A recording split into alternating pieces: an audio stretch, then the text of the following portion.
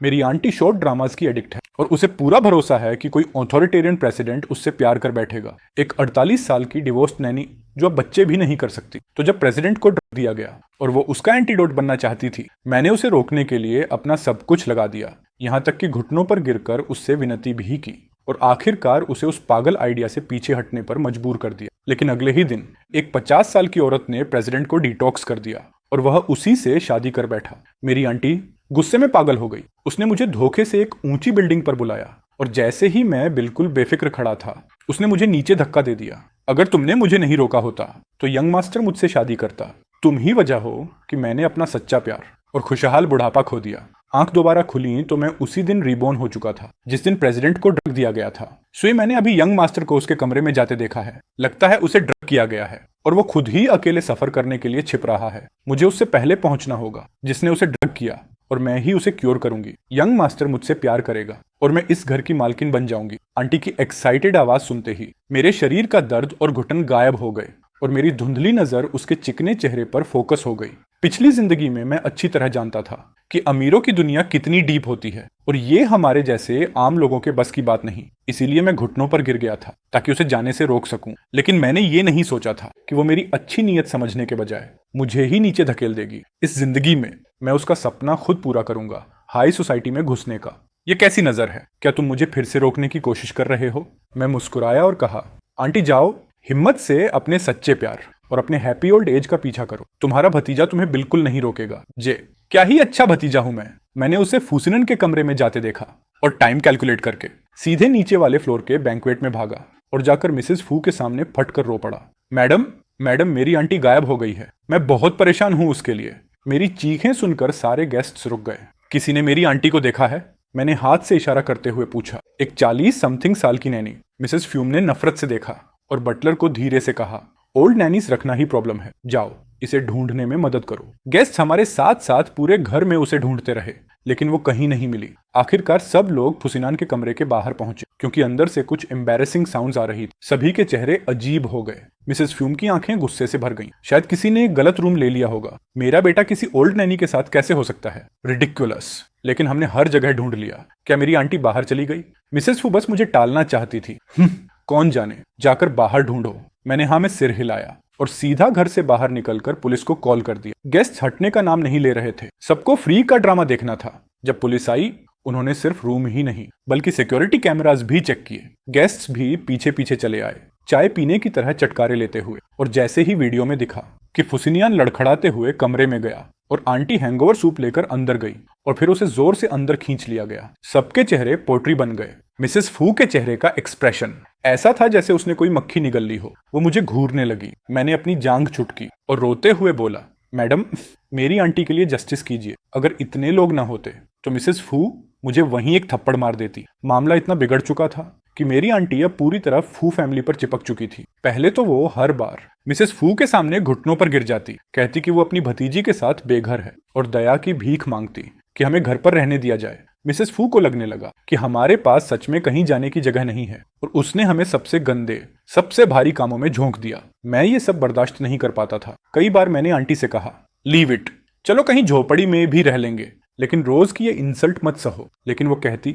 तुम क्या जानो, जितनी दुखी औरत होती है प्रेसिडेंट उसे उतना जल्दी प्यार करता है। यही पहला स्टेप है ट्रू लव का। और बोलती बहुत थी, काम सारा मुझसे करवाती थी और गुस्सा भी मुझ पर निकालती थी। पिछली जिंदगी में फूसिनन को क्योर करने वाली तंग जिंगलन थी। मिसेस फू की सबसे अच्छी दोस्त, सालों से अकेली जी रही एक विडो।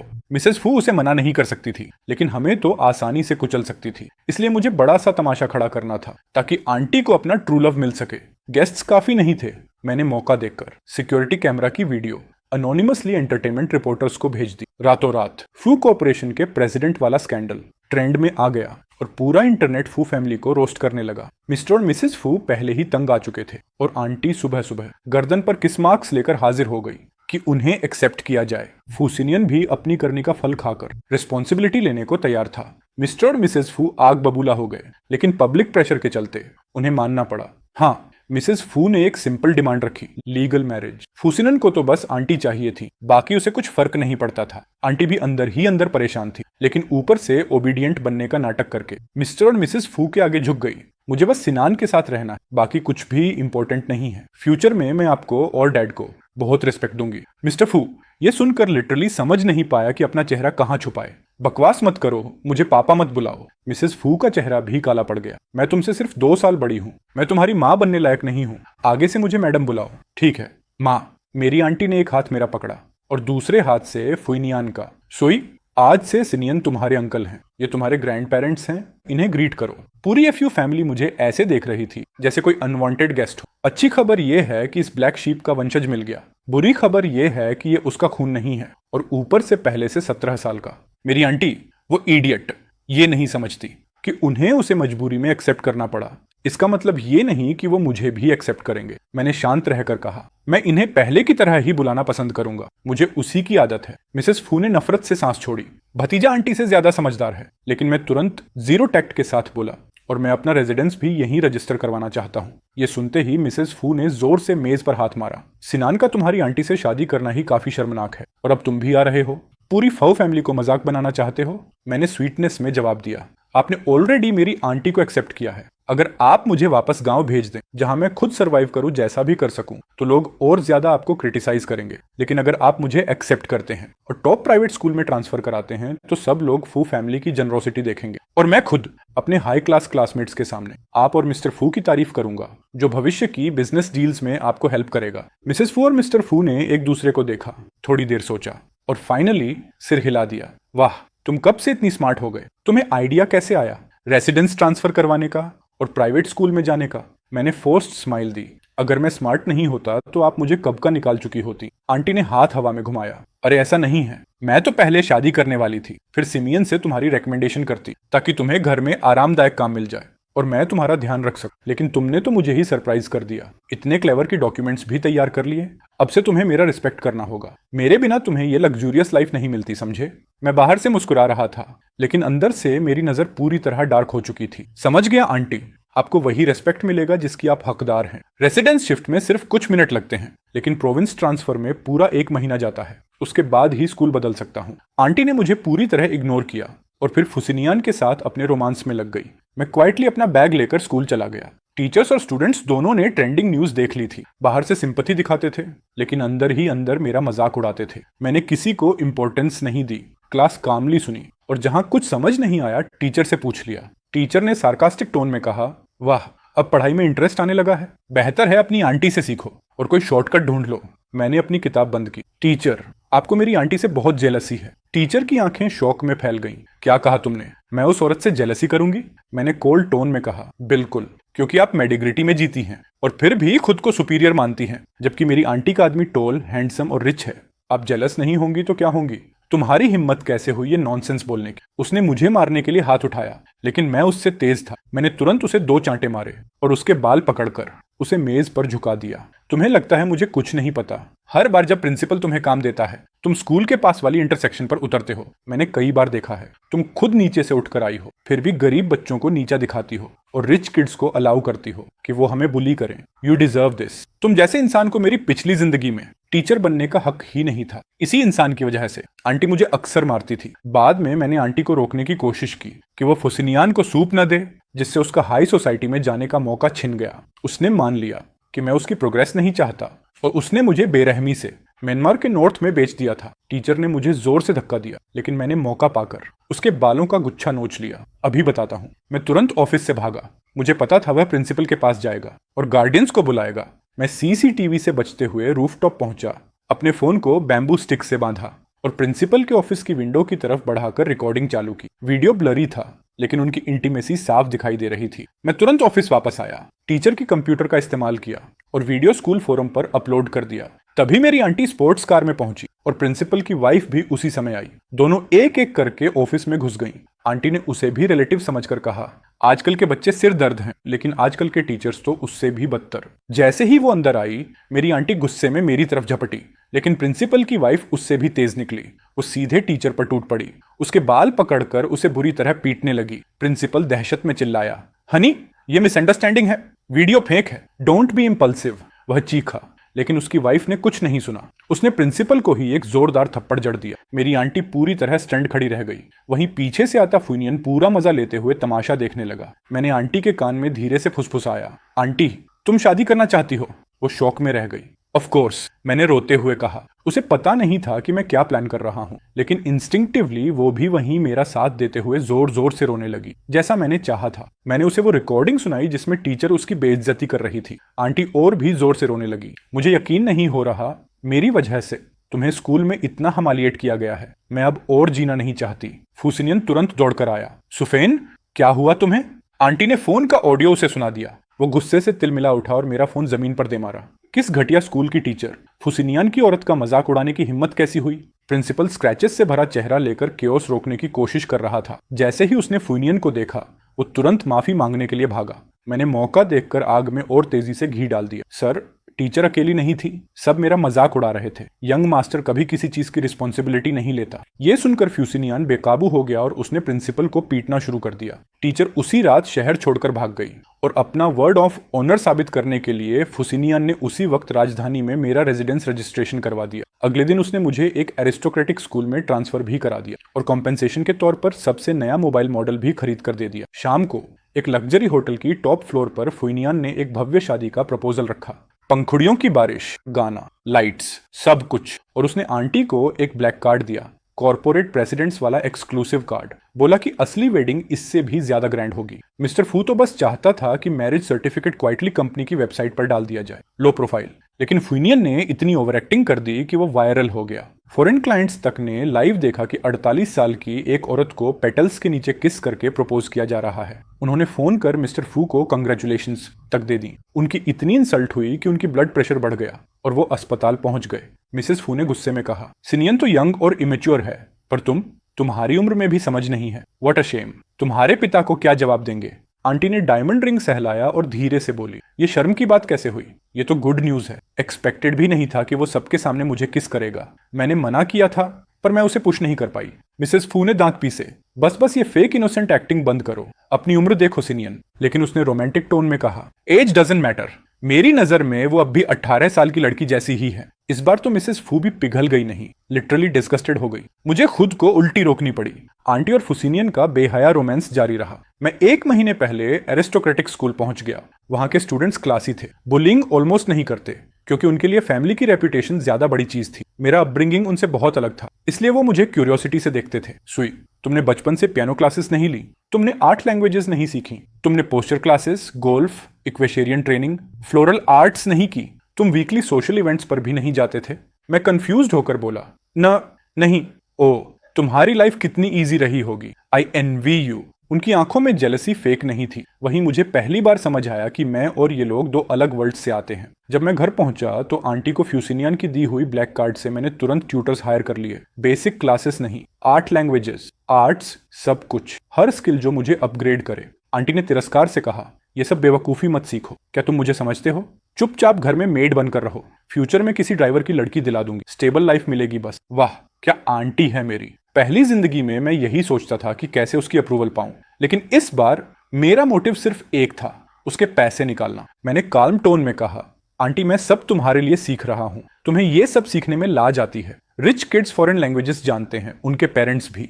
इवेंट्स में जब यंग मास्टर तुम्हें ले जाएगा और हाई क्लास लेडीज आएंगी, मैं हेल्प कर पाऊंगा। तुम्हारी इमेज अच्छी लगेगी, फैमिली को भी फायदा होगा। आंटी ने थोड़ी देर सोचा, ठीक है, पढ़ाई अच्छे से करना, मेरा पैसा बर्बाद मत करना। वो रातें फुसिनियन के साथ एंजॉय करती रही और मैं दिन रात पढ़ता रहा। सुबह पोस्टर ट्रेनिंग, फ्री टाइम में लैंग्वेजेस, रात में स्टडीज, वीकेंड में पियानो और हॉर्स राइडिंग, एक भी दिन छोड़े बिना। 1 महीने बाद एक बड़ा कमर्शियल इवेंट हुआ। फ्यूजिनियन इनवाइट्स था और आंटी का इरादा था ज्वेलरी दिखाना, डिजाइनर गाउन्स पहनना और हाई सोसाइटी में शाइन करना। मैंने इमेजिन किया था कि फ्यूसिनियन और आंटी दोनों सबके सामने चमकते हुए एंट्री करेंगे। शादी के बाद से आंटी को मिसेस फू ने घर में प्रैक्टिकली अरेस्ट करके रखा था। कोई पब्लिक इवेंट अटेंड नहीं करने देती थी। डर था कि कहीं वो फैमिली फू की इंसल्ट ना करा दे। लेकिन जैसे ही बैंक्वेट की इन्वाइट आई, आंटी ने कोकेतो टोन में कहा, सिनियन देखो, यहाँ अपकंपनिंग गेस्ट्स अलाउड हैं, मुझे भी ले चलो, मुझे भी इंपॉर्टेंट लोग देखने हैं। फुसिनियन ने बुरे मूड में कहा, ये बहुत फॉर्मल बैंक्वेट है, हाई लेवल लोग होंगे, तुम्हें क्यों ले जाऊं? तुम कुछ समझोगी भी नहीं। अगर तुमने एम्बैरेसमेंट कर दी तो माँ फिर से डांटेंगी। आंटी ने मुझे झट से उनकी तरफ खींचा। मेरा न्यूप नेफ समझता है, वो इंटरप्रेटर बन जाएगा मेरा। फुसिनियन हंस पड़ा। उसे ले जाऊं? क्या मजाक है। इनवाइट में अकंपनिंग गेस्ट लिखा है, वो तुम्हारी फैमिली नहीं है। और तुम सोचती हो कुछ हाई स्कूल इंग्लिश से ये इंटरप्रेटर बनेगा? ये बैंक्वेट एलमनाई मीट नहीं है। आंटी का चेहरा डार्क हो गया। उसने मेरे कंधे पर नेल्स गड़ा दिए और मेरे कान में फुसफुसाई। तुमने कहा था ना, जो तुम पढ़ रहे हो उससे मेरी इमेज अच्छी लगेगी। अगर बाहर भी नहीं जा सकी तो पढ़ाई बंद, सब बंद। लेकिन पढ़ाई मेरे लिए सोशल लैडर थी, मैं बीच में छोड़ नहीं सकता। मैंने फूसिनियन के सामने अपनी क्लासमेट को कॉल किया और फ्लुएंट इंग्लिश में उससे बात की। फूसिनियन का मुंह खुला का खुला रह गया। मैंने कॉल काटा और मुस्कुराकर कहा, सर, मेरी क्लासमेट डायरेक्टर लियो की डॉटर है, वो बैंक्वेट में आ रही है। उसने बताया कि डायरेक्टर को एक बड़े प्रोजेक्ट के लिए पार्टनर चाहिए। अगर मैं जाऊं तो बात करने में हेल्प कर सकता हूं। फूसिनियन ने ताना मारा, मैं तुम्हारे कॉन्टेक्ट से फेवर मांगू? तभी मिस्टर फू वहां से गुजर रहे थे। वो सही कह रहा है, प्रोजेक्ट अच्छा है। क्या तुम सच में डायरेक्टर लियो से बात कर लोगे? मैंने सिर हिलाया। ठीक है, तुम भी चलो और आंटी भी चलेगी। अगर बाकी सब जाएंगे और वो मिसिंग होगी, लोग क्या सोचेंगे? मिसेस फू ने वार्निंग दी, जाना है तो कम बोलना, बस इंट्रोड्यूस होना और वापस। आंटी ने चौड़ी मुस्कान दी। ठीक है, मैं रेडी होने जा रही हूँ। वो तेजी से ऊपर भागी। मिस्टर फू ने मिसेस फू को कहा कि मुझे एक प्रॉपर ड्रेस दिला दें। जब मैं तैयार हुआ, मेरे 1 महीने के पोस्टर ट्रेनिंग के रिजल्ट साफ दिख रहे थे। मिसेस फू ने मुझे ऊपर से नीचे तक देखा, एक भी कमी नहीं मिली। उसके चेहरे पर इरिटेशन थी। मैं नीचे पहुंचा तो aunty heavy makeup, overload jewellery और एक लॉन्ग टेल डिजाइनर गाउन में खड़ी थी। मिसेस फू ने अपनी टेम्पल्स दबाई। जाओ बदल कर आओ, ये बैंक्वेट है, तुम्हारी शादी नहीं। तुम्हारा नेफ्यू तुमसे ज्यादा अच्छा लग रहा है। देखो, ड्रेस की लंबी टेल की वजह से। आंटी टेल पर ही पैर रखकर सीढ़ियों से गिर गई। मिसेस फू का चेहरा काला पड़ गया। शेम, जाओ बदलो। लेकिन फुसिनियान दौड़कर उसे उठाते हुए बोला, टाइम नहीं है, ऐसे ही ठीक है। आंटी उसके सीने पर टिकते हुए बोली, थैंक्स असिनियन, तुम कितने केयरिंग हो। फुसिनियन ने प्यार से कहा, मैं तुम्हारा हस्बैंड हूं, मैं प्रोटेक्ट नहीं करूंगा तो कौन करेगा। मिसेस फू गुस्से से कांपने लगी। मुझे भी लगा सच में पुलिस बुलानी चाहिए। मैं मिसेस फू के साथ ही कार में गया। कम से कम वो लोग नॉर्मल ह्यूमंस की तरह बिहेव कर रहे थे, पब्लिक में हग शुग नहीं। बैंक्वेट में पहुंचते ही मेरी क्लासमेट लियो रुयन ने मुझे देखा और एक्साइटेड होकर दौड़ी। सुई, तुम आज बहुत अच्छे लग रहे हो, तुम भी स्टनिंग हो। उसके चीक्स तुरंत लाल हो गए। सच में इनोसेंट लड़की थी। डायरेक्टर लियो खुद आए। तुम वही ट्रांसफर स्टूडेंट हो जिसके बारे में मेरी बेटी इतनी तारीफ करती है। कहते हैं कि टॉप स्टूडेंट्स भी तुम्हारे आगे इंफीरियर फील करते हैं। मैंने हल्के से सिर झुकाया। हेलो अंकल, मैं इतना प्रेस डिजर्व नहीं करता, बस किस्मत से कुछ बार अच्छे मार्क्स आ गए। वो हंसे। ह्यूमिलिटी और इमोशनल इंटेलिजेंस पूरी तरह मेरी बेटी के उलट।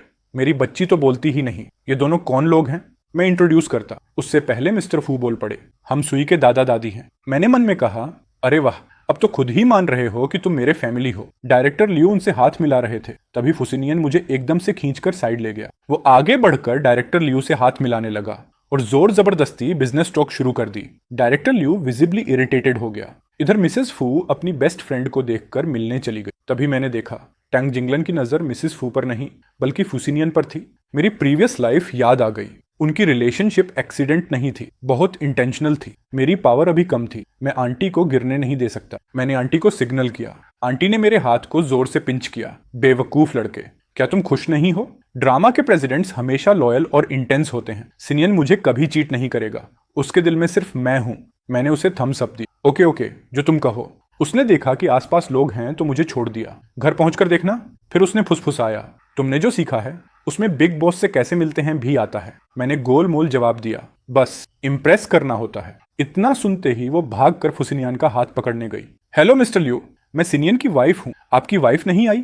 क्या आपको पसंद नहीं थी इसलिए नहीं लाए? डायरेक्टर लियो का चेहरा डार्क हो गया। हाई सोसाइटी में सब जानते थे कि डायरेक्टर लियो हाल ही में विडोवर बने हैं। कोई भी ये बात छेड़ता नहीं। फुसिनियन शर्म से मर गया और आंटी को पीछे खींचा। सॉरी मिस्टर लियो, वो अभी विदेश से लौटी है। आंटी ने अपनी बड़ी बड़ी आंखें झपकाईं, जो उसकी उम्र के हिसाब से बिल्कुल भी फिट नहीं बैठती थी, क्योंकि फुसिनान ने उस वक्त उसका स्टेटस ऊपर उठाने में मदद कर दी थी। ये देखकर वो खुद ही हैरान थी। उसने धीरे से कहा, हाँ, मैं अभी अभी विदेश से लौटी हूँ। वहाँ कस्टम्स थोड़े लिबरल होते हैं। अगर तलाक चाहिए तो तलाक ले लेते हैं। अगर अपनी वाइफ से खुश नहीं हो, जैसे मेरे ससुर सास जो बस एक दूसरे पर तरस खाते हैं, तो जल्दी अलग हो जाना और अपनी खुद की हैप्पीनेस ढूंढना ही अच्छा है। मिस्टर लू गुस्से से कांप रहे थे। उन्होंने कहा, आप लोग खुद डिसाइड करो, मैं निकल रहा हूँ। इतना कहकर वो बिना पीछे मुड़े वहां से चले गए। आंटी ने फ्यूसिनियन को पकड़ लिया, जो मिस्टर लू के पीछे जाने की कोशिश में था। सिनियन, मैंने नहीं सोचा था कि इतनी उम्र में भी मिस्टर लू इतने शर्मीले होंगे। तुम मुझे ऐसे क्यों देख रहे हो? तुम भी मुझे नीचा समझते हो? फुसिनान ने लंबी सांस ली। पहले नहीं, पर अभी थोड़ा।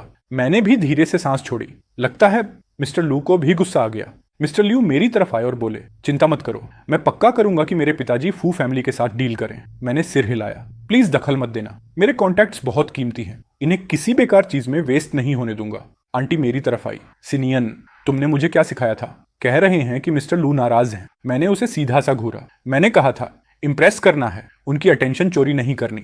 इसके बाद मैं ज्यादातर वक्त मिस्टर फू के साथ खड़ा रहा, चुपचाप उन्हें ऑब्जर्व करता हुआ, देखता कैसे वो बड़े एग्जीक्यूटिव लोगों से बात कर रहे थे। उनकी बातों से कई बिजनेस ट्रेंड समझ में आए जिन्हें मैंने दिमाग में नोट कर लिया। मैं उनकी बातों में इतनी गहराई से डूबा था कि तभी आंटी मुझे खींच ले गई। तुम सही कह रहे थे, वो औरत सस्पिशियस है। वो फुसिनान को कुछ पार्टनर्स मिलवाने का बोल रही थी, लेकिन मेरा देखो, अलग दिखने के चक्कर में उससे चिपक ही रही है। थोड़ी देर पहले तो ड्रंकन बनकर उसके शोल्डर पर झुक गई, अब दोनों कुछ फॉरेन लैंग्वेज में बात कर रहे हैं। मुझे समझ नहीं आ रहा। असल में वो मुझे बुला रही थी ताकि मैं ट्रांसलेट कर दूं।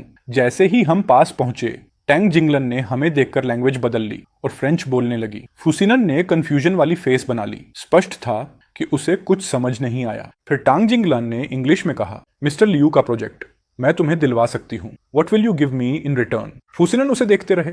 उस नजर में साफ इंटेंशन थी। टैंग जिंगलन का एलिगेंट शॉल कंधे से फिसला और फुसिनन की नजर उसी पर टिक गई। 50 साल की उम्र में भी कॉस्मेटिक ट्रीटमेंट की वजह से टैंग जिंगलन में चार्म बचा हुआ था। आंटी अपनी बच्चानी हरकतों और ड्रामों से फुसिनन का इंटरेस्ट कुछ टाइम तक पकड़ सकती थी, पर हमेशा के लिए नहीं। एक तरफ एक सेक्सी समझदार बिजनेस वुमन, दूसरी तरफ एक इमेच्योर प्रॉब्लम क्रिएटर। फर्क साफ था। आंटी ने मेरी बांह पकड़ ली। क्या बोल रहे हैं? इतने देर से एक दूसरे को घूर क्यों रहे हैं? ट्रांसलेट करो। मैं सॉल्यूशन सोच ही रहा था कि आंटी एकदम आगे बढ़ी और तंग जिंगलान को जोरदार थप्पड़ मार दिया। तू मेरे हस्बैंड को सिड्यूस करेगी? तंग जिंगलान एक पल के लिए स्टंड हुई, फिर उसके चेहरे पर एक हल्की जीत वाली मुस्कान उभर आई। उसने एक भी आंसू नहीं बहाया। उसकी नकली मजबूती ने सबको इमोशनली स्वे कर दिया। मिसेस फू दौड़ी और आंटी को थप्पड़ जड़ दिया। पागल हो गई हो क्या? मेरी बेस्ट फ्रेंड को मार दिया? फुसिनन ने भी तांग जिंगलान की लाल गाल देख के आंटी को मार दिया। तूने आंटी लान को हाथ लगाया? आंटी बुरी तरह स्पॉइल्ड थी और जब उसे 2 तमाचे लगे तो वो ऑलमोस्ट फट ही पड़ी थी, लेकिन तभी मैंने उसके कान में फुसफुसाया, उनका लेवल अलग है, तुम टक्कर नहीं ले सकती, बस बेहोश होने का नाटक करो। आंटी ने एक गहरी सांस ली और फौरन जमीन पर गिरकर बेहोश होने का ड्रामा किया। मैं उसे पकड़कर डॉक्टर ढूंढने का नाटक करता हुआ बाहर भागा। फू हाउस लौटकर भी आंटी उसी तरह बेहोश बनी रही। मैं चुपके से सर्वेलेंस रूम में घुसा। मेरे मन में बैंक्वेट के बारे में सस्पिशन था और मुझे क्लूज चाहिए थे। मिसेस फू कमरे में खड़ी बस चिल्लाई जा रही थी, वल्गर औरत, मैंने कहा था इसे मत लाई। मिस्टर लू भी नाराज, मेरी बेस्ट फ्रेंड भी नाराज। फुसिनन भी डिसअपॉइंटमेंट में डूबा था। तुम तो कमजोर बनने का नाटक करती हो, लेकिन अभी तो ऑलमोस्ट मेरा स्कैल्प उखाड़ दिया, सबके सामने मुझे इंसल्ट कर दिया। आंटी अंदर ही अंदर भरी हुई थी, पर मैंने रास्ते में उसे वार्निंग दी थी, अगर फू फैमिली से निकाली नहीं जाना चाहती तो एंड तक एक्टिंग कर, अभी बस मेरी खबर का इंतजार करे। उसने रिसेप्शन में इतना तमाशा कर दिया कि अब उसे बिल्कुल लो रहना पड़ेगा। नेटवर्क्स पर ट्रेंड्स छा गए। फू फैमिली का नया ड्रामा, नई बहू और प्रेसिडेंट का ऑटम रोमांस। मिस्टर लू का प्रोजेक्ट अब टैंग मैडम के हाथ में था और वो अब पैनिक में होगी। मिसेस फू ने गुस्से में चिल्लाया, बेहुदा औरत, इसको सीधा मेंटल हॉस्पिटल भेज देते हैं। कुछ दिनों में इससे सिनियन का तलाक भी करवा देंगे। मैं खुद पुलिस स्टेशन में बयान दूंगी। फुसिनियन ने आंटी को देखा। उसकी आंखों में सैडनेस नहीं थी, पर वो मजबूर लग रहा था। फिर उसने कहा, उसकी नीस को भी ले जाओ, मुझे दोनों नहीं चाहिए। आंटी उठकर चिल्ला पड़ी, मैं नहीं जाऊंगी किसी मेंटल हॉस्पिटल। तंग हिनान ने पहले सिड्यूस किया था सिनियन को, क्या मैंने गलत किया उसे मारकर? मिसेस फू चीखी, बकवास बंद करो, वो मेरी बेस्ट फ्रेंड है, सिनान की गॉड मदर। सबको अपने जैसा चीप मत समझो। तुम्हारी उम्र में भी तुम मर्दों के पीछे भाग रही हो और मुझे मां मत बुलाओ। अभी पुलिस को कॉल करती हूँ। आज की रात ही तुम दोनों बाहर, इधर आओ। गार्ड्स को आदेश दिया गया, इसे और इसकी लाई हुई नीस को बांध दो। तभी आंटी का फोन बजा। उसने स्क्रीन देखी और उसकी आंखें शौक में फैल गईं। रुको। आंटी ने अपना फोन उठाया और वो सिक्योरिटी वीडियो सबको दिखा दिया। देख लो खुद। आंटी ने फोन सबके सामने रख दी। वही असली सबूत था कि वो औरत फुसिनियन को सेड्यूस कर रही थी। वीडियो में साफ दिख रहा था कि सर्वेंट्स की नजर हटते ही टैंग जिनलन ने उसकी ड्रिंक में कुछ मिलाया। यह कैमरा मिसेस फू ने ही लगवाया था ताकि सर्वेंट्स चोरी न करें। टैंग जिनलन ने कभी इमेजिन भी नहीं किया था कि वो खुद रिकॉर्ड हो जाएगी। फुइनन बड़बड़ाया, सो ये वही थी। मिसेस फू शॉक में बिल्कुल चुप रह गई। मिस्टर फू ने अपनी कनपटियां दबाई। थीव्स से बचो, फायर से बचो। और देखा, अब अपने ही लोग भी ध्यान रखना पड़ता है। तुम्हें पता ही नहीं चला कि वो हमारे बेटे पर नजर रख रही थी, है ना? मिसेस फू लिटरली बैठ गई। क्या ये कोई गर्व करने वाली बात है? इस वीडियो का इस्तेमाल करके मिस्टर लियू की कोलैबोरेशन ले लेंगे। बस ये ध्यान रखना, उसे दोबारा मत मिलना। फुसिनियन अब भी डीप थॉट में था। उसके एक्सप्रेशन देखकर ऐसा लग रहा था कि टंग जिंगलन के इंटरेस्ट और उसकी चालें उसे शर्मिंदा नहीं कर रही, उल्टा अंदर से थोड़ा खुश कर रही थी। उस दिन के बाद से फुइनान ने मेरी आंटी को पूरी तरह इग्नोर करना शुरू कर दिया। मिसेस फू को साफ बदलता बिहेवियर दिखा और वो राहत महसूस करने लगी कि उसका बेटा बेटा फाइनली जाग गया है। इसके बाद उसने मौका मिलते ही आंटी को हर पॉसिबल वे में टेस्ट करना शुरू कर दिया। दिन में आंटी को सास की सेवा करनी पड़ती और रात में फुसिनियन उसे आराम करने भी नहीं देता था। लेट नाइट तक उसे भाग दौड़ करनी पड़ती थी। एक रात आंटी एम्प्लॉयज के कमरे में छुप गई। सोई, आकर मेरी कमर दबा दो। MC कामली बोला। आंटी मैं पढ़ रहा हूँ, नो टाइम। वो गुस्से में बोली, जाकर कोर्टयार्ड में बैठो स्क्वाट में। कल तुम्हें उस ओल्ड लेडी की सर्विस करनी है। मैं ब्यूटी ट्रीटमेंट बुला रही हूँ। मेरी स्किन रफ हो रही है। थोड़ी देर पहले सिनियन ने छुआ तो बोला, स्किन तो चुभ रही है। मैंने शांत टोन में कहा, आंटी मैं नहीं कर सकता, कल मेरा मंथली एग्जाम है। वो चिल्लाई, एग्जाम? यूनिवर्सिटी पास कर भी ली तो क्या? अपर क्लास मैन थोड़े बन जाओगे। टाइम वेस्ट मत करो। उस बूढ़ी की केयर में मेरी मदद करो। जब वो मरेगी फू फैमिली मेरी होगी। तुम्हें अच्छा फ्यूचर नहीं चाहिए? मैंने मन में सोचा, कैसा फ्यूचर? किसी ड्राइवर की बेटी से शादी।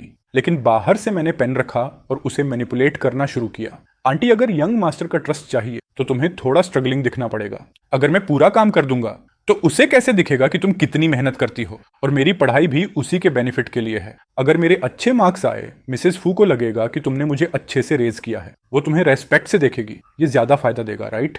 तभी दरवाजे की आवाज आई। आंटी तुरंत सोने का नाटक करके लेट गई। बाहर कोई टिप्टो करते हुए आया और स्पेयर की से दरवाजा खोल लिया। सुफेन, मिल गया तुम्हें। गेम अभी खत्म नहीं हुआ। तुम यहाँ क्यों छिपी हो? मैंने आंखें घुमाई, नोट्स उठाए और बाथरूम में जाकर ईयर प्लग्स लगा लिए। 1 महीना ऐसे ही निकल गया। आंटी की मेहनत देखकर मिसेस फू थोड़ी सॉफ्ट हुई, लेकिन अब उसकी नजर आंटी के पेट पर जाने लगी। आंटी डर गई।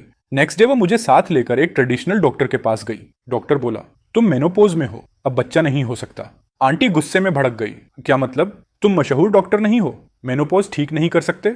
इसके बाद उसने आधा महीना छुपकर दवाइयां खाई। उसका पेशेंस खत्म नहीं हुआ, लेकिन फुसिनियन का पेशेंस खत्म हो चुका था। रात के 10 बजे वो बाहर निकलने लगा। आंटी पजामा पहनकर भागी। सिनियन, इतनी रात कहाँ जा रहे हो? तुम्हारी नीस चाइनीज मेडिसिन पी रही है और तुमसे भी स्मेल आ रही है। मुझे नौजिया हो रही है। वो बोला, फ्रेश एयर लेने जा रहा हूँ। आंटी के पास जवाब नहीं था।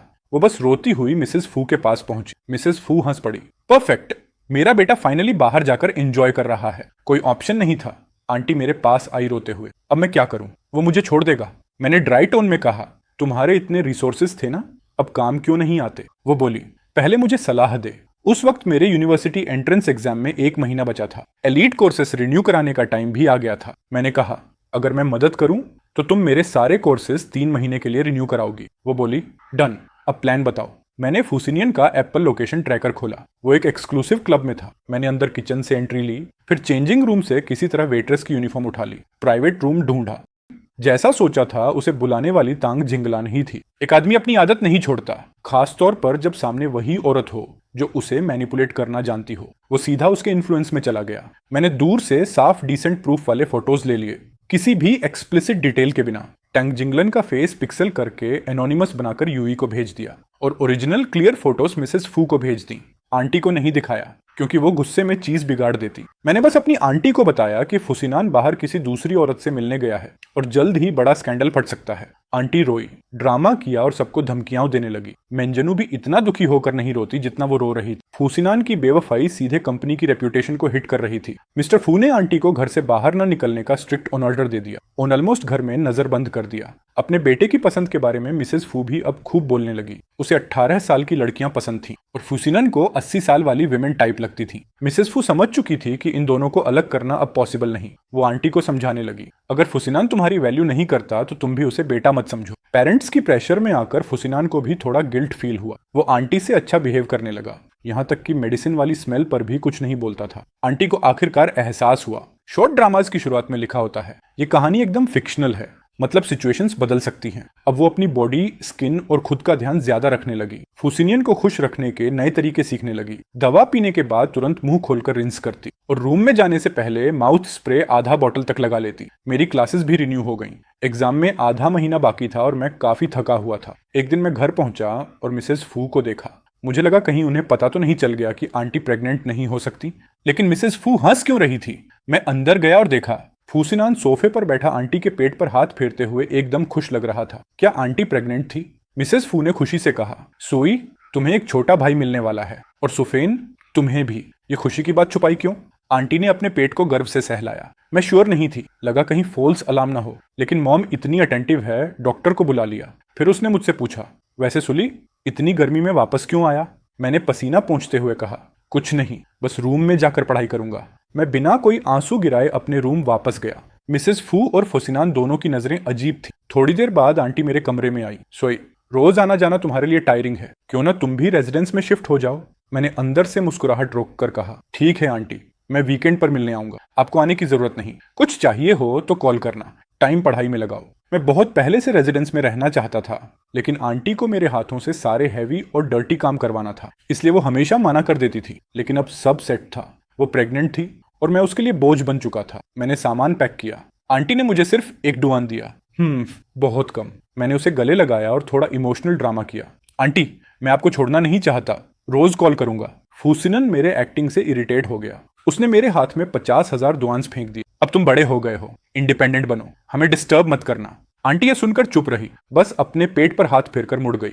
मेरे लिए इतना पैसा काफी था। मैंने एक्टिंग वहीं बंद कर दी। ये शायद आखिरी बार थी जब मैं उसे देख रहा था। अब से हाई सोसाइटी वाली लाइफ उसे खुद ही संभालनी थी। एलीट स्कूल की रेजिडेंस काफी लग्जूरियस थी। स्टूडेंट्स कम थे, इसलिए मुझे एक प्राइवेट रूम भी मिला। शिफ्ट होते ही मेरा कमरा रिच किड्स का सीक्रेट एडा बन गया। जब भी उन्हें पेरेंट्स से फ्रस्ट्रेशन होती, वो मेरे रूम में आ जाते। मैं उन्हें वेलकम करता। वो बदले में इंपोर्टेड स्नैक्स और बिजनेस सीक्रेट्स लाते। फुसिनन के दिए 50,000 डुआन को मैंने स्टॉक मार्केट में इन्वेस्ट किया, प्रीवियस लाइफ की यादों और मिलियनेयर किड्स की सीक्रेट इन्फो के साथ। एकदम श्योर शॉट गेम था। यूनिवर्सिटी एंट्रेंस एग्जाम तक मैंने लगभग 500,000 कमा लिया। मेरी कैपेबिलिटी देखकर सारे दोस्त भी अपना पैसा मेरे पास दे रहे थे मैनेज करने के लिए। उनका पैसा संभालना एक बहुत बड़ी इनकम बन गया। मैंने समर में बाहर एक फ्लैट लेने का प्लान बनाया, यूनिवर्सिटी कोर्सेज रिवाइज करने और मार्केट ट्रेंड्स समझने के लिए। यूनिवर्सिटी जाते जाते एक प्रॉपर कंपनी भी खोल सकता था, लेकिन कौन जानता था कि आंटी फिर मुसीबत में फंस जाएगी। मैं अपार्टमेंट देख रहा था, तभी उसका कॉल आया। डियर नेफ्यू, जल्दी इंपीरियल होटल पहुंचो, मुझसे वहीं मिलो, मुझे मदद चाहिए। मैंने कैजुअली पूछा, कैसे सिनियन का इंटरेस्ट तंग हिनलैंड से हटाऊं? मेरे दिमाग में तुरंत सवाल आया, वो फिर टंग जिंगलन के साथ कैसे जुड़ गया? आंटी रोते हुए बोली, मैं बड़ी हूँ, मुझे सीवियर नोजिया और ब्लीडिंग हो रही है। डॉक्टर ने स्ट्रिक्ट आराम बताया है, लेकिन फ्यूसिनान को समझ नहीं आता। वो बार बार मुझे परेशान करता है। मैंने मन में सोचा, ये मेरी चार्मिंग पर्सनैलिटी की गलती है क्या? आंटी ने जारी रखा, मिसेस फऊ ने उसे रूम से बाहर निकाल दिया है। मेरी देखभाल के लिए एक्स्ट्रा लोग लगा दिए हैं। लेकिन कुछ ही दिन में फुसिनियन ने कंट्रोल खो दिया और तांग हिनलन के पास भाग गया। मैंने पूछा, तुम्हें कैसे पता चला कि वो उसी के पास गया? आंटी बोली, किसी अननोन नंबर ने मुझे फोटोज और लोकेशन भेजी है। मैं उन्हें रंगे हाथ पकड़ने जा रही हूँ, जल्दी पहुंचो। अगर नहीं आए तो मैं तुम्हारा खर्चा बंद कर दूंगी। मुझे अब उनके पैसे की जरूरत नहीं थी। मैंने मोबाइल रख दिया और अपार्टमेंट में आखिरी टच दे रहा था। एजेंट ने कहा कि अगर मैं उसके साथ फ्लैट शेयर कर लूं तो सिर्फ हाफ रेंट देना पड़ेगा। जगह में 2 बेडरूम्स और 2 बाथरूम्स थे, जिससे हम एक दूसरे को डिस्टर्ब भी नहीं करेंगे। जैसे ही मैंने हाँ कहा, आंटी का फिर कॉल आ गया। मैंने उठाया, लेकिन वह कुछ बोली नहीं, बस फ्यूसिनियन और टंग जिनलन की हंसी और उनकी हरकतों की आवाज आ रही थी। लगता है मोबाइल उसके पर्स से गलती से लग गया था। फ्यूसिनियन की आवाज भरी हुई थी, हे आंटी लान, तुम अभी भी जबरदस्त मेंटेन्ड हो। तुम्हारी हालत सूफिन से कहीं बेटर है। प्रेग्नेंट होने के बाद वो बस खाती रहती है, एकदम फैट सील की तरह पड़ी रहती। उसको देखकर मुझे उल्टी आने लगती। अचानक आंटी गुस्से में चिल्लाई, फ्यूसिनियन, मैं तुम्हारे बच्चे की माँ हूँ, तुम ऐसा कैसे बोल सकते हो? और फिर सब तरफ क्योस फैल गया। फ्यूसिनियन चिल्लाया, संसूफेन, तुम यहाँ कैसे आ गई? आंटी गुर्राई, तुम जैसे आदमी को मारूंगी नहीं तो क्या करूंगी? तुम तो बस एक काम वाली हो। मुझ पर हाथ उठाने की हिम्मत कैसे की? मारूंगी, क्योंकि डिजर्व करते हो। आंटी चिल्लाई। अचानक आंटी दर्द से चीख उठी, आह मेरा पेट। फूसिनियन बोला, टियालान, तुम्हारे इतने बाल क्यों झड़ रहे हैं? फिर उसने आंटी को ऑलमोस्ट ड्रैग करते हुए कहा, चलो हॉस्पिटल अभी। आंटी फर्श पर बैठी दर्द से कराह रही थी। सिनियन, बहुत दर्द है, हमारा बच्चा। सिनियन ने कोल्ड टोन में कहा, ड्रामा मत करो, आंटी लान ने तुम्हें हाथ भी नहीं लगाया, तुम खुद जमीन पर जाकर बैठ गई। पहले मैं आंटी लान को हॉस्पिटल ले जाता हूँ, वापस आकर तुमसे हिसाब करूंगा, यहीं बैठकर सोचो। आंटी चीख रही थी, मैं सच में कह रही हूँ, मेरा बहुत दर्द हो रहा है। लेकिन जवाब सिर्फ बेडरूम का दरवाजा बंद होने की आवाज थी। मैंने कोल्ड हंसी छोड़ी, कहा था ना मत जाओ। फिर फोन काट दिया और तुरंत एम्बुलेंस और पुलिस को कॉल किया। मैं सामान लेने कॉलेज हॉस्टल की तरफ भागा। कुछ देर बाद आंटी ने फिर कॉल किया, कहाँ मर गए तुम? मैं हॉस्पिटल में सर्जरी के लिए जा रही हूँ, आकर साइन करो। मैंने कामली कहा, मेरा अभी भी 1 महीना बाकी है 18 साल होने में, मेरा साइन वैलिड नहीं है। मिसेस फू को कॉल करो। वह गाली देने लगी। सब टंग जिनलन के पास भाग गए। मैं अबॉर्शन की सर्जरी करवा रही हूँ और किसी को परवाह भी नहीं। तुमने मेरी जिंदगी बर्बाद कर दी। मैंने शांत आवाज में कहा, आप लोगों ने ही कहा था कि मुझे दोबारा कभी अपनी शक्ल मत दिखाना। मैंने वही किया है। अब आप लोग फिर नाखुश हो।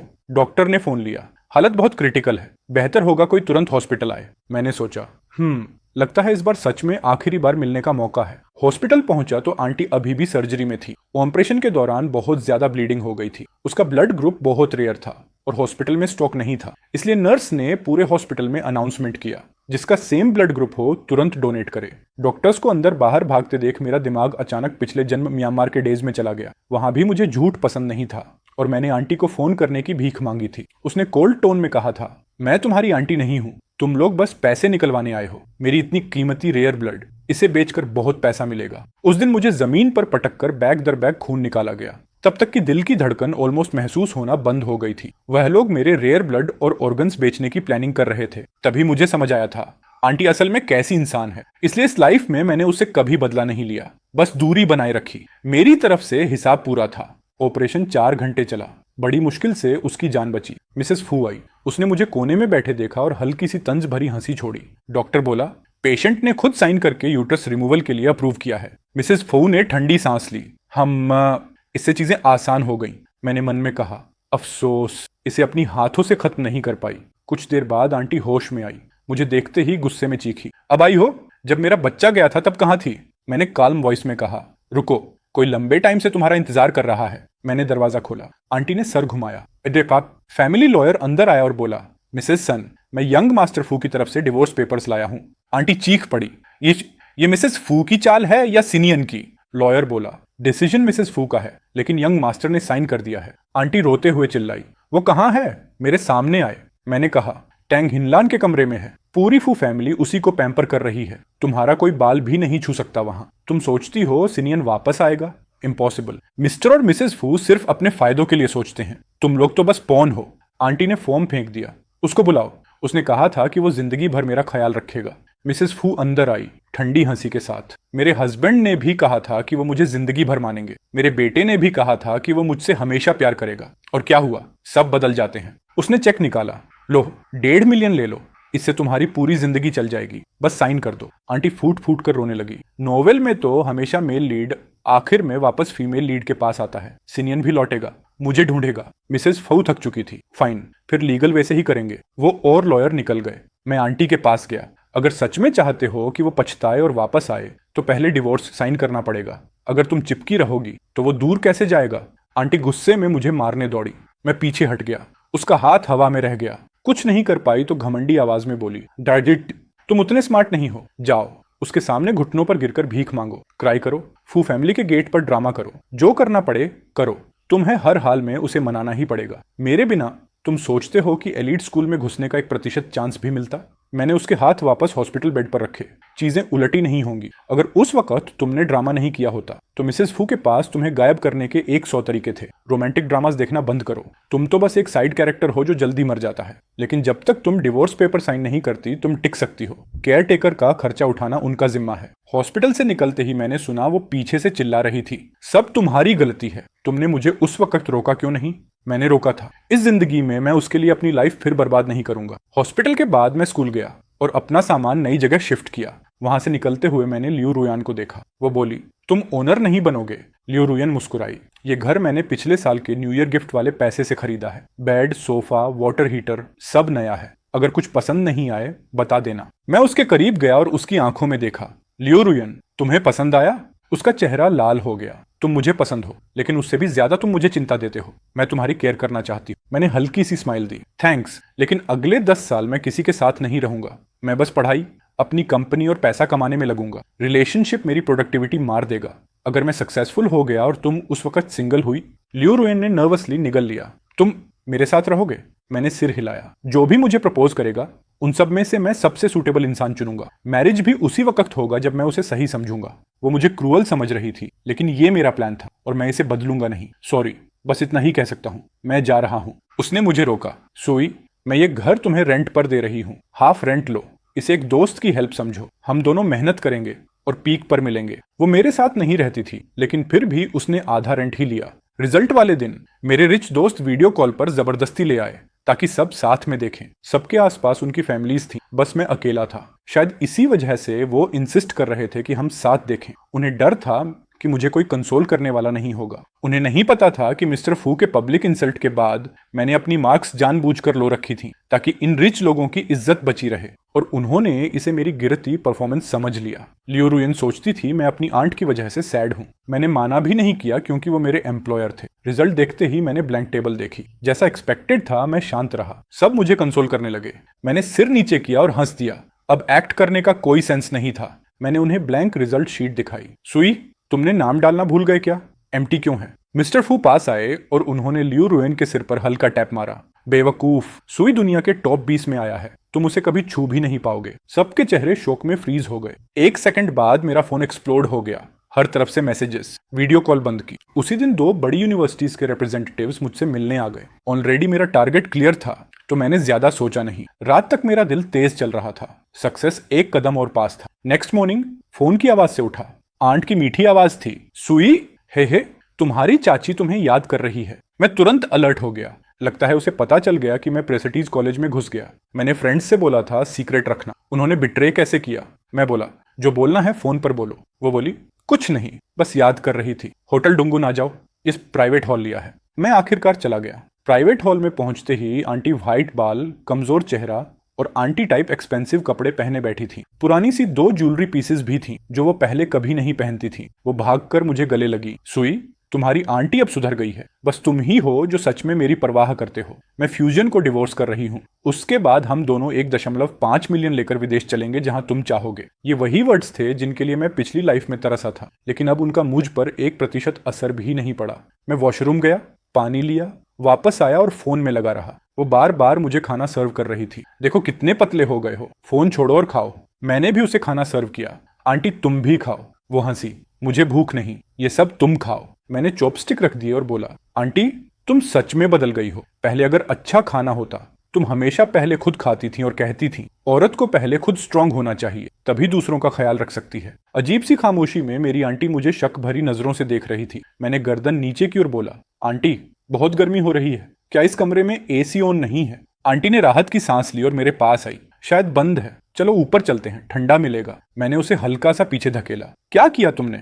आंटी आगे बढ़कर मुझे पकड़ने लगी। सोए, तुम्हारी आंटी ही तुम्हारी अकेली फैमिली है, तुम मेरी हेल्प करोगे ना? फुसिनान ने कहा है अगर तुम उन रिच औरतें को खुश रखोगे और डील पक्की करा दोगे तो वो मुझे अच्छा रिवॉर्ड देगा।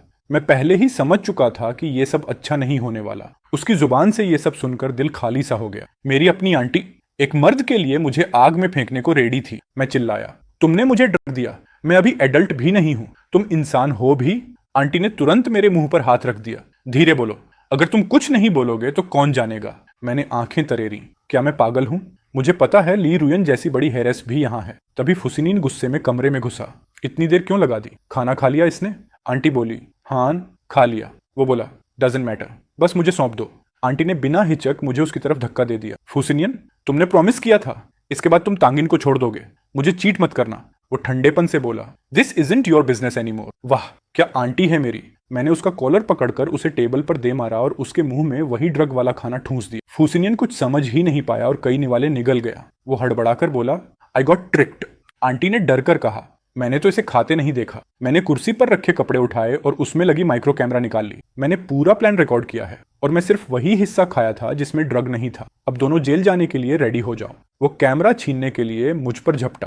तुमने मुझे फंसाया है। मैं हट गया और उसी वक्त ड्रग का असर उस पर शुरू हो गया। वो जमीन पर ढेर हो गया। हा, जाल पहले तुमने लगाया था। फुसिनियन ने आंटी पर चिल्लाया, उसे रोक, अगर पुलिस को पता चला तो तू ही जेल जाएगी। आंटी ने पर्स से चाकू निकाला। डीडी दे वो चीज। मेरे दिल में एक झटका लगा। वो मेरे साथ बिल्कुल भी नरमी नहीं बरतेगी। मैंने कैमरा उसके हाथ में थमा दिया, लेकिन आंटी ने अचानक मुड़कर वो चाकू फुसिनियन को दे दिया। ले, मैंने उसे छीन लिया। फुसिनियन लड़खड़ाते हुए उठा और बोला, सुई, अगर तूने बाहर एक भी वर्ड बोला मैं तुझे छोड़ूंगा नहीं। मैं बिना पीछे देखे बाहर निकल आया। उसी समय बाहर पुलिस साइरेंस बज रही थी। मैंने ऑलरेडी पूरा वीडियो पुलिस के ऑफिशियल पोर्टल पर अपलोड कर दिया था, ऑनलाइन रिपोर्ट, क्योंकि केस एक माइनर को लेकर था। ये एक बड़ा अपराध था। मैं इस साल का टॉप रैंक स्टूडेंट भी था। मीडिया, पुलिस, स्कूल सब मेरी साइड में थे। फू फैमिली की छवि बर्बाद हो गई। कॉन्ट्रैक्ट्स कैंसिल होने लगे। सेमेस्टर शुरू होने तक पूरा तूफान खत्म हो चुका था। फू फैमिली दिवालिया होने के कगार पर थी। और मेरी कंपनी स्मूथ चल रही थी। मेरे कॉन्टैक्ट्स और मेरी बैकग्राउंड सिंपैथी ने मुझे टॉप पोजीशन तक पहुंचा दिया। फुसिनियन ने कई बार मुझे रोकने की कोशिश की, लेकिन मैं हर बार उसे आसानी से मात देता गया। पहली हीयरिंग में मैंने अपनी आंटी को देखा, थकी हुई, बाल बिखरे, चेहरे पर दाग धब्बे। मुझे देखकर उसने रोकर कहा, सुई, गलती हो गई, मैं जेल नहीं जाना चाहती, मैं तुम्हारी फैमिली हूँ। कौन न्यूपा अपनी आंटी को जेल भेजता है? उसकी हालत देखते ही मुझे म्यांमार वाली अपनी पास्ट लाइफ याद आ गई। मैं भी ऐसे ही गिड़गिड़ा रहा था और उसने कभी पुलिस नहीं बुलाई थी। मैंने सोचा, मैं तो दया वाला इंसान हूँ, कम से कम वो जिंदा तो रहेगी, अंग निकालकर जिंदा दफन नहीं की जाएगी जैसे पिछली बार। मैंने जज की तरफ देखकर दुखी सा एक्सप्रेशन दिया। ऐसी आंटी भी नहीं होती जो अपने न्यूफ्यू को ड्रग देकर डील्स करे। इमोशनल कार्ड अब काम नहीं कर रहा था। फुसिनियन और आंटी ने मुझे गाली देना शुरू कर दिया। अंत में आंटी को 3 साल की सजा हुई। फुसिनियन लगातार ब्लेम शिफ्टिंग करता रहा और उसे 1 साल मिला। 1 साल बाद आंटी जेल से बाहर आई। फू फैमिली का बिजनेस गिर चुका था। मेरी कंपनी टॉप पर थी, उनकी पहुंच से बहुत ऊपर। फुसिनियन अब बदले की आग में जलते हुए बस इवेंट्स में मुझे गालियां दे सकता था। तूने मुझे जेल भेजा, तू रिच आंटीज के पैसे से कंपनी खोलता है। कितनी खोली? बोल। मैंने बस गार्ड्स को इशारा किया। गार्ड बोला, सपना देख रहे हो? हमारी प्रेसिडेंट सू की वर्थ देखकर हम तुम्हें पीट भी दें तो जुर्माना दे सकते हैं। मिस्टर फू आया और उसने फुसिनियन को घसीटते हुए कहा, शर्म करो, अब्रॉड जाओ अभी। अगर तुम मेरा इकलौता बेटा ना होते मैं तुम्हें छोड़ देता। उसी रात उसे विदेश भेज दिया गया और तब से मैंने उसे दोबारा नहीं देखा। फू फैमिली का हाल दिन ब दिन बिगड़ता गया, पर मैंने कभी मूव नहीं किया। पता नहीं किसने किया। जब मेरी जिंदगी पटरी पर आनी शुरू हुई, लोग मेरे बारे में सिर्फ 2 ही बातें जानते थे। पहली, कि मैं डेंजरसली फास्ट ग्रो कर रहा हूं, और दूसरी, लोग कहते थे, सू का 10 ईयर प्लान, वो बंदा कुछ अलग ही आग है। बाहर कोई मुझे सामने से चुनौती देने की हिम्मत नहीं करता था। सोशल इवेंट्स पर बस पोलाइट मुस्कान, औपचारिक बातें और दूर से सम्मान। बुजुर्ग मजाक में कहते, हमें कुछ साल और जीना होगा, देखना है आखिर ये लड़का किसे चुनता है। मेरी ग्रेजुएशन के दिन उसी सुबह मेरी सब्सिडियरी कंपनी स्टॉक मार्केट में ऑफिशियली लॉन्च हुई थी। ओपनिंग सेरेमनी खत्म करके मैं अपना ग्रेजुएशन गाउन पहनकर प्रोफेसर के साथ फोटो लेने जा रहा था। तभी अचानक कोई मेरी गाड़ी के सामने कूद पड़ा। मैंने तुरंत ब्रेक दबाकर उसे टक्कर से बचाया। मैंने विंडो नीचे की। क्या इशू है? मरना है क्या? फेक एक्सीडेंट बनाना चाहता है। वो धीरे धीरे मेरी विंडो के पास आया। मेरी आंटी, पूरी तरह सफेद बाल, चेहरे पर 2 गहरी कट वाली निशान, इतनी बूढ़ी और टूटी हुई कि अगर उसने खुद नहीं बोला होता तो मैं पहचान भी नहीं पाता। मैंने ठंडी नजरों से कहा, ओह, जेल से बाहर आ गई तुम। वो हंसी जैसी टूटी आवाज में बोली, हाँ, निकल आई। तुम तो बहुत अमीर हो गए हो। लगता है डेस्टिनी ने तुम्हारे साथ अच्छा खेला है। ये गाड़ी बड़ी महंगी है ना? दरवाजा खोलो, अंदर बैठना चाहती, थोड़ा आराम कर लूं। मैंने लॉक तक नहीं खोला, सिर्फ उसे देखा, बिना किसी इमोशन के। तुम भूल गई क्यों अंदर गई थी? दूर हटो, अब मेरा तुमसे कोई लेना देना नहीं। मैंने एक्सेलरेटर दबाया और सेरेमनी खत्म होने से पहले वहां से निकल गया। दोपहर को मेरी सेक्रेटरी का कॉल आया।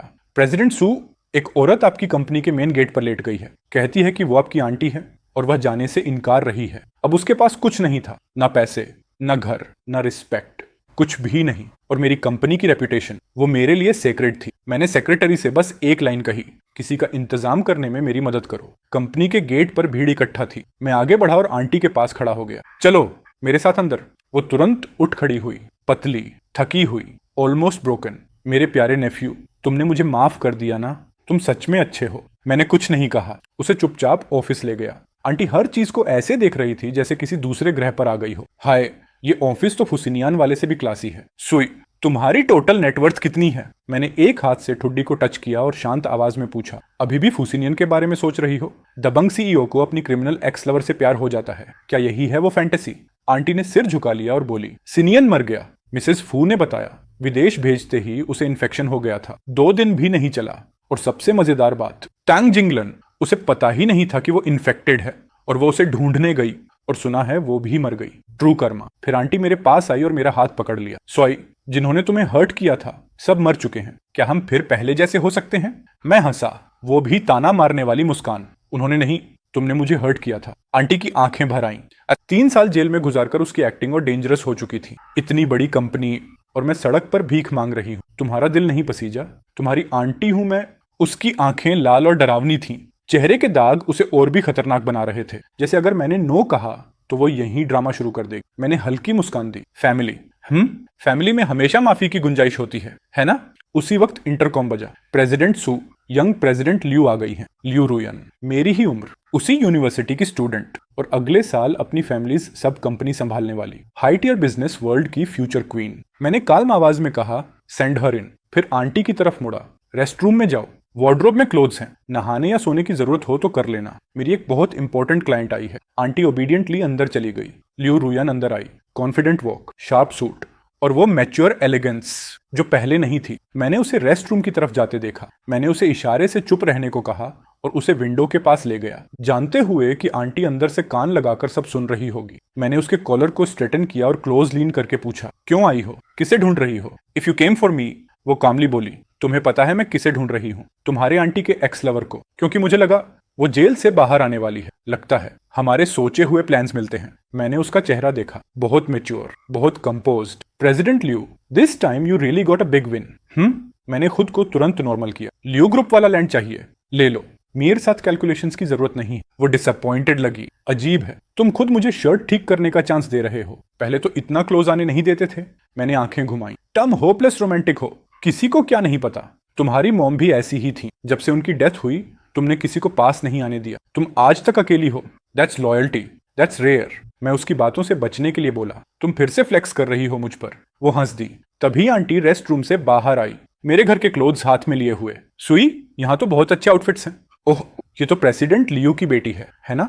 अब समझ आया तुम इतना सक्सेस कैसे हुए। उनकी मदद मिल गई होगी ना? मेरा चेहरा तुरंत ठंडा हो गया। बस करो, प्लान्स मत बनाओ। प्रेसिडेंट लियू बिजी है, डिनर के लिए टाइम नहीं है। लेकिन आंटी आगे बढ़कर लियू रुयान का हाथ पकड़ लेती है। कैसा प्लान? घर का खाना किसी होटल से बेटर होता है। तुम दोनों आओ ना, मैं 2 स्पेशल डिशेस बनाऊंगी हमारी ग्रेटिट्यूड दिखाने के लिए। छोटी लियू, बताओ प्रेसिडेंट लियू के पास कब टाइम है? जैसे ही पता चले मुझे नोटिफाई कर देना। मैंने अपनी आंटी का हाथ हटाया और लियू रुयान को इशारा किया। फैमिली में अभी बहुत कुछ बात करनी बाकी है। इतनी जल्दी इनवाइट करने की क्या जरूरत थी? मेरे कुछ पेंडिंग काम है, मैं निकल रहा हूँ। आंटी का चेहरा बिगड़ गया, जैसे मुझे डांटने ही वाली थी। पर तभी मैंने अपनी सेक्रेटरी को कॉल कर लिया। आंटी फिर एकदम खुश हो गई। सेक्रेटरी, मेरे लिए होटल टल के सारे स्टार डिशेस वाला पूरा बैंक्वेट अरेंज कर दो और उसे सीधे मेरे घर भेजो। आंटी ने चमकती आंखों से कहा, सुना है वो जगह बहुत हाई क्लास है, सिर्फ अमीर लोग अफोर्ड कर सकते हैं वहां खाना। मैंने कहा, एग्जैक्टली, आज हम सब बातें क्लियर करेंगे आफ्टर वर्क। मैं आंटी को घर ले आया। एम्प्लॉय ने खाना लगा दिया था और मैंने उसे लंबी छुट्टी दे दी। आंटी आते ही सीधे मेरे ड्रेसिंग रूम में चली गई। तैयार होकर मेज पर बैठ गई। हे सोई, क्या तुम नहीं सोचते कि तुम्हारी आंटी में अभी भी चार्म बचा है? वो अपने बाल ठीक करने लगी। वो प्रेसिडेंट लियू के पास कोई नहीं है, कोई नहीं जो उसे केयर करे, वार्मथ दे।